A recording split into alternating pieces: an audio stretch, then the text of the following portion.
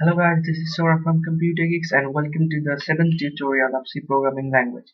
In this tutorial, I'm going to show you guys the use of for loop. So there are three looping structures available in C: for loop, while loop, and do while loop. In this tutorial, I'm going to uh, say about the for loop, or you can say the integer looping structure, because it works with the integer very well. So let's first of all just see how its flowchart looks like. You can see the initialization part here. The first thing in a looping structure is the initialization of the loop controlling variable. So we have to initialize the loop controlling variable first. Then any condition, this condition determines till what or uh, till what time the loop has to just run. The condition determines that. Until the condition becomes false, the body of the loop just is executed all the time.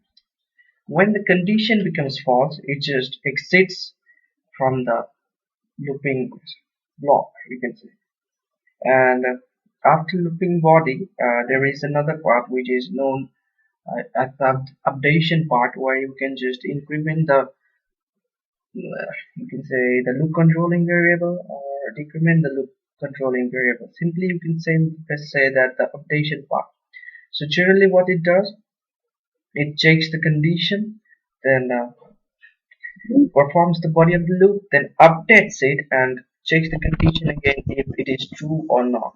When if it is not true, then just gets out of the loop. So let's see the structure of the loop. Just simplify it. First of all, initializes, as you can see in the block, it is written as 1. So the number one step is just initializing the loop controlling variable. Then you can see the arrow is going towards the block where there is written 2, which is the condition part.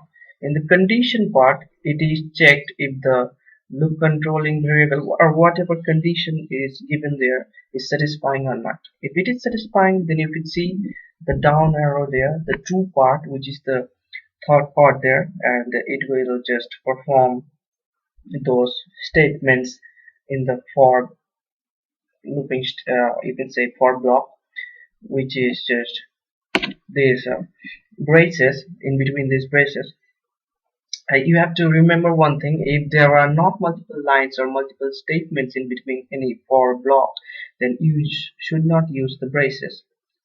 Okay, uh, I was saying that if the condition is true, then it will perform this block or the statements in between these braces, and after performing it will just, you can see this arrow, the big one, which is just going through the updation part.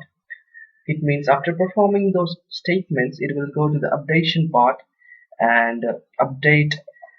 It can be anything, it can be implementation or documentation.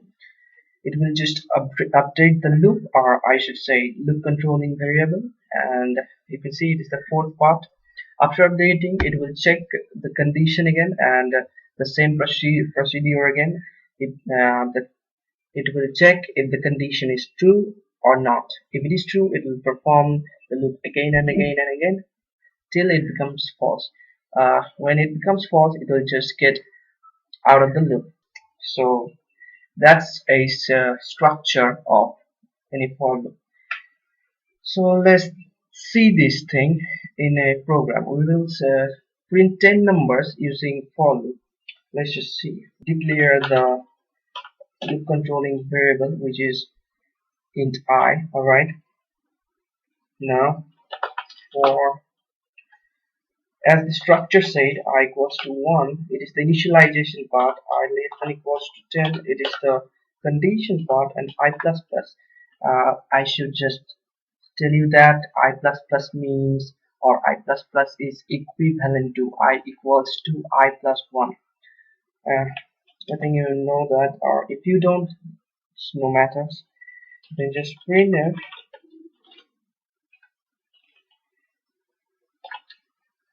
Percentage D I.